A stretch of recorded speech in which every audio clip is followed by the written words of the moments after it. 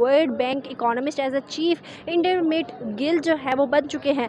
Pakistani origin से आज फिर ताल्लुक़ रखने वाला कोई ऐसा नाम नज़र नहीं आया। इंडियन ओरिजिन से ताल्लुक़ रखने वाले जो कि World bank economist as a chief बन गए हैं, इतनी बड़ी अचीवमेंट इंडिया की फिर एक दफ़ा हमारे सामने आती है। लेकिन वही एक बात, क्योंकि हमारा जो है ना पास्ट वो ऐसा है कि जिसमें दुनिया के सब सारे बड़े दहशतगर्द हमारे मुल्क में होते थे और इस यहाँ से निकल गई। तो उन्होंने भी कहा होगा, जगह बता दी होगी, हमारी तरह थोड़ी कि हमने दाऊद इब्राहिम को रखे, हम बताते कोई नहीं। या पाकिस्तान के ऊपर इसका क्या इम्पैक्ट पड़ेगा? पाकिस्तान की इंडिया से तो बनती नहीं है, उन्होंने क्यों हमारा साथ देना, हमें क्यों वो लोन देंगे? वो तो कहेंगे भाई भिखारी आ गए हैं, भिखारियों को क्या थोड़ा चंदा दे के साइड पे कर देंगे। जलबाज वाले सोचा होगा चलो जी फिर एक टेलीफोन पे खड़काइए और जी सादा जड़ा मसला होते हल करो। हाँ, तभी तो सेंटकॉम चीफ से भी बात हुई थी उसी तारीख में। हिंदू ही हैं, इंडियंस ही हैं, क्यों पाकिस्तानी नहीं है? क्योंकि दुनिया के सामने पाकिस्तान को उन्होंने इमेज खराब किया हुआ है कि एक करप्ट कंट्री है। सबसे बड़ी वजह क्या है? शक जो है वो इसलिए किया जाता है, जो इल्ज़ामात हैं वो इसलिए लगाए जाते हैं, ये सब इसलिए चलता है क्योंकि यहाँ से एक बहुत बड़ा दुनिया का सबसे बड़ा दहशतगर्द पकड़ा गया भाई, हमारे शहर से, हमारे मुल्क के अंदर से, एबटाबाद से। और कहाँ पे है?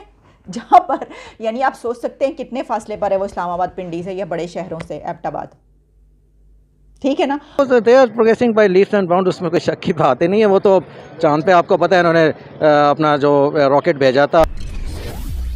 हेलो फ्रेंड्स, जय हिंद। हिंदुस्तान स्पेशल में आपका स्वागत है दोस्तों।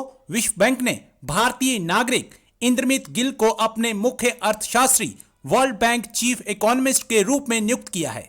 आपको यहां बता दें कि कौशिक बसु के बाद गिल विश्व बैंक में मुख्य अर्थशास्त्री के रूप में सेवा देने वाले दूसरे भारतीय होंगे। उन्हें विकास अर्थशास्त्र में उनके योगदान के लिए जाना जाता है। उनकी ये नियुक्ति 1 सितंबर 2022 से प्रभावी होगी।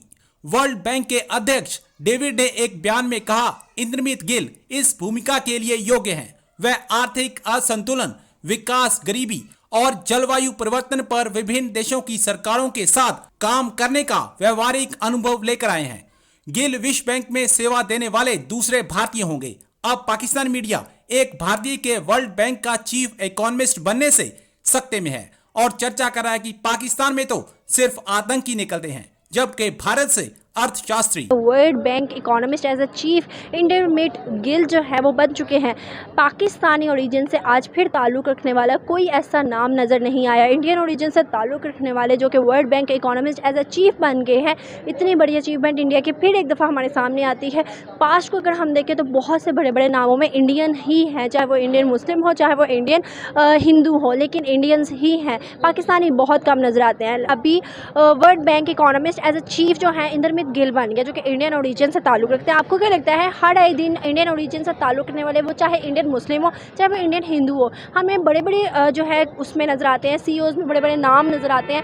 आपको क्या लगता है कि आज एक न्यूज़ आती है कि इंद्रमित गिल जो है वो वर्ल्ड बैंक के बन गए इकोनॉमिस्ट एज अ चीफ, इस पर आप क्या राय रखते हैं?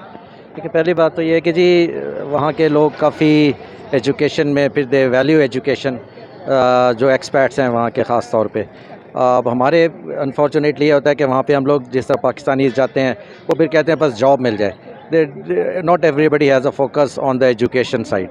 अच्छा, दूसरी बात ये है कि उनका नेटवर्क बहुत ज़्यादा है इंडियंस का आपस में। जब वहाँ पे जॉब्स के लिए जाते हैं तो everybody facilitates the other persons. तीसरा ये है कि उनकी लॉबीज़ बड़ी स्ट्रॉन्ग हैं, पॉलिटिकली, इकोनॉमिकली इन्वेस्टमेंट्स होती हैं। फिर उनकी आबादी बहुत बड़ी है, उनके इस वजह से वो इन्वेस्टमेंट्स वहाँ पे लोग ज़्यादा जाते हैं। फिर उनको एज ए फेवर वो जॉब क्रिएशंस भी देते हैं। उनके जो फिर जॉइंट वेंचर्स बहुत हैं आपस में, यूनिवर्सिटीज़ की कोलैबोरेशंस आपस में बहुत ज़्यादा हैं। और बेसिक फैक्टर तो ये चीज़ें हैं। और उनकी जो कंट्री है, उनकी लीडरशिप डेफिनेटली वो सिंसियर है अपने लोगों से ज़्यादा। वो पॉलिटिक्स इतना बेशक होती है पर सिंसियरिटी है in terms of progressing of their country. यहाँ पे आपको पॉलिटिकल लीडरशिप का तो पता ही है। आपको लगता है कि आने वाले सालों में इंडिया जो है वर्ल्ड की दूसरी और एशिया की तीसरी कंट्री बड़ी मानी जा सकती है? जी वो they are progressing by leaps and bound, उसमें कोई शक की बात ही नहीं है। वो तो चांद पे आपको पता है इन्होंने अपना जो रॉकेट भेजा था वो अनफॉर्चुनेटली वो सक्सीड नहीं किया, लेकिन मेहनत की थी, कोशिश की। तो यहाँ पे खाली सियासी बयानबाजियों से कि जी वो नहीं पहुँचे तो हम उनका मजाक उड़ाएं, खाली मजाक उड़ाने से हम नहीं जीत जाते, मेहनत करने से और हमेशा R&D से होता है जी। से ये है कि अभी जो है इंडिया के एक इंद्रमित गिल हैं जिन्होंने world bank economist as a chief मतलब बन चुके हैं। वो आपको क्या लगता है कि एक बार फिर पाकिस्तानी हमें नहीं नजर आए, इंडिया का मंदा बन गया? इस वजह से पूरी दुनिया में अगर देखा जाए तो अगर हम कहीं भी चले जाएं, फॉर एग्जांपल किसी एयरपोर्ट से हम गुजर रहे हैं, वो लोग कहेंगे ये टेररिस्ट हैं, हमारी चेकिंग एक्स्ट्रा होगी उनकी बाकी लोग मुल्कों के हिसाब से। और इंडियंस का ये है कि वो लोग हर किसी से बना के रखते हैं, वो ये नहीं करते कि किसी कंट्री से उन्होंने दोस्ती की मतलब झगड़ा किया हुआ उन्होंने, वो हर किसी से बना के रखते हैं, इसलिए लोग उनको ज़्यादा प्रेफर करते हैं। वर्ल्ड बैंक के आपको पता है इकोनॉमिस्ट कैसे हालात चल रहे हैं और वर्ल्ड बैंक के जो एज अ चीफ इकोनॉमिस्ट है वो भी इंडियन ही बन गया। पाकिस्तान के ऊपर इसका क्या इम्पैक्ट पड़ेगा? पाकिस्तान की इंडिया से तो बनती नहीं है, उन्होंने क्यों हमारा साथ देना, हमें क्यों वो लोन देंगे? वो तो कहेंगे भाई भिखारी आ गए हैं, भिखारियों को क्या थोड़ा चंदा दे के साइड पे कर देंगे, उन्होंने हमारी कोई साइड नहीं लेनी। सबसे बड़ी वजह क्या है? शक जो है वो इसलिए किया जाता है, जो इल्ज़ामात हैं वो इसलिए लगाए जाते हैं, ये सब इसलिए चलता है क्योंकि यहाँ से एक बहुत बड़ा दुनिया का सबसे बड़ा दहशतगर्द पकड़ा गया भाई, हमारे शहर से, हमारे मुल्क के अंदर से, एबटाबाद से। और कहाँ पे है? जहाँ पर यानी आप सोच सकते हैं कितने फासले पर है वो इस्लामाबाद पिंडी से या बड़े शहरों से एबटाबाद, ठीक है ना। तो ऐसी सिचुएशन में फिर वो हर के एक की नज़र और जो है वो सोच उठती है, अच्छा ये जो है मामला यकीनन इसमें भी जो है वो कुछ ना कुछ या तो पता होगा या कुछ किया गया है या जो भी किया गया। तो ये सब डिस्कशन इस वक्त इंटरनेशनल मीडिया में हो रही है, लेकिन मेरे पास इस तरह की कोई, जैसे मैंने आपको कहा, कोई अथॉरिटी की कोई स्टेटमेंट आएगी तो यकीनन हम उसके ऊपर बात करेंगे कि जनाब ये हमारी अथॉरिटी ने ये कहा है तो इसके ऊपर हमारा क्या मौक़िफ़ है, हम क्या समझते हैं। लेकिन वही एक बात, क्योंकि हमारा जो है ना पास्ट वो ऐसा है कि जिसमें दुनिया के सारे बड़े दहशतगर्द हमारे मुल्क में होते थे और इस यहाँ से निकल गए, यानी अफ़गानिस्तान की वजह से। ये भी एक बड़ी बात है कि अफ़गानिस्तान क्योंकि साथ मौजूद है तो वहाँ से भी आते रहे, यहाँ से जाते रहे, यहाँ पे पनपते रहे, यहाँ पे पैदा भी हुआ है, वैसे वहाँ पे पैदा होकर यहाँ पर आकर पनपते रहे, यहाँ के मदरसों में भी पलते रहे। ये सब इस पर हमने बड़ी तफसील में, मेरे काफ़ी पहले की आप वीडियोज़ उठाकर देखिए, उसमें मैंने इसके ऊपर काफ़ी बातें की हैं।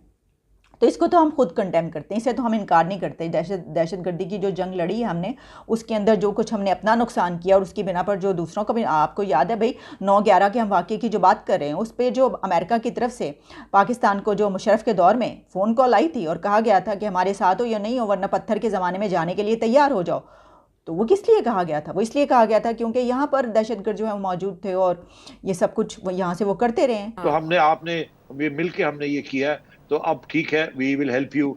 आपका वो जो सारे इश्यूज चल रहे हैं, FATF, IMF, तो मेरा ख्याल है ये कॉन्टेक्स्ट था जिसके अंदर फिर शायद जनरल बाजवा ने सोचा होगा चलो जी फिर एक टेलीफोन पे खड़काइए और जी सादा जड़ा मसला होते हल करो। हाँ, तभी तो सेंटकॉम चीफ से भी बात हुई थी उसी तारीख में। तो मेरा ख्याल है कि वो फिर you scratch my back, I'll scratch your back, everybody's happy. But why one time cooperation, सेठी साहब? Why one time? देखिए ये केस टू केस होगा।